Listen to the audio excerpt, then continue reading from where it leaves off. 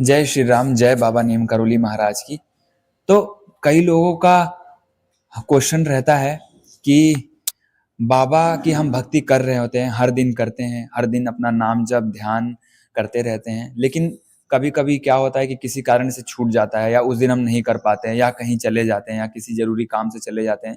तो क्या उस दिन बाबा हमसे नाराज होते हैं? तो देखिए, बाबा एक बारी जब हमको पकड़ लेते हैं तो हमसे नाराज होते ही नहीं है।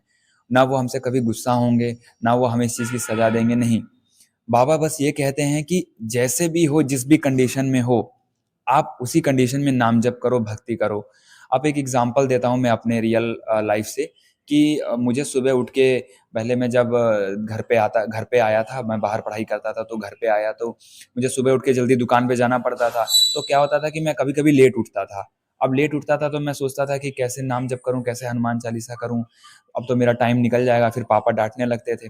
तो उसमें मैं क्या करता था कि रास्ते में जाते-जाते मैं नाम जप करते हुए चलते जाता था। तो आपको भी ऐसे टाइम का यूटिलाइज़ करना है और नाम जप कोशिश करो कि जब भी आपको मौका मिले, तो आप करना मत बंद करना। उसको आप करते रहो जब भी मौका मिले, जहाँ पे भी जा रहे हो, कहीं गए हो, कहीं 5 मिनट शांति से बैठ के नाम जप कर लो।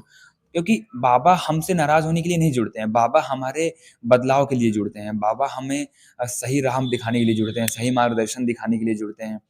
और हमारे उन अंधकार वाली आदतों से हमें रोशनी की तरफ ले जाते हैं। जो जो आदतें हमें अंधकार की तरफ ले जा रही होती हैं, उन आदतों से हम एक रोशनी की तरफ जाते हैं। तो बाबा इतनी आसानी से हमें नहीं छोड़ते हैं।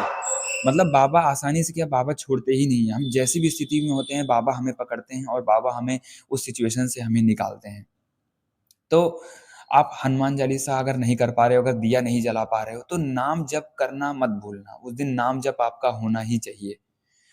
और कोशिश करो कि जितना ज़्यादा से ज़्यादा आपका 15 मिनट 10 मिनट आपका अकेले में बीते, उतना ही ज़्यादा बढ़िया रहेगा। उतना ही ज़्यादा आप एक शांति और उतना ही ज़्यादा आप अपने इंट्यूशन से कनेक्ट होते हो।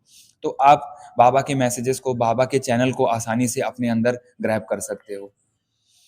और जो बाबा के मैसेज आते हैं, हम उस पे भी बहुत पॉज़िटिवली ध्यान देते हैं, क्योंकि बाबा की जीवन में जुड़ना, बाबा का हमारे जीवन में जुड़ना ही एक पॉजिटिविटी की तरफ ले जाता है।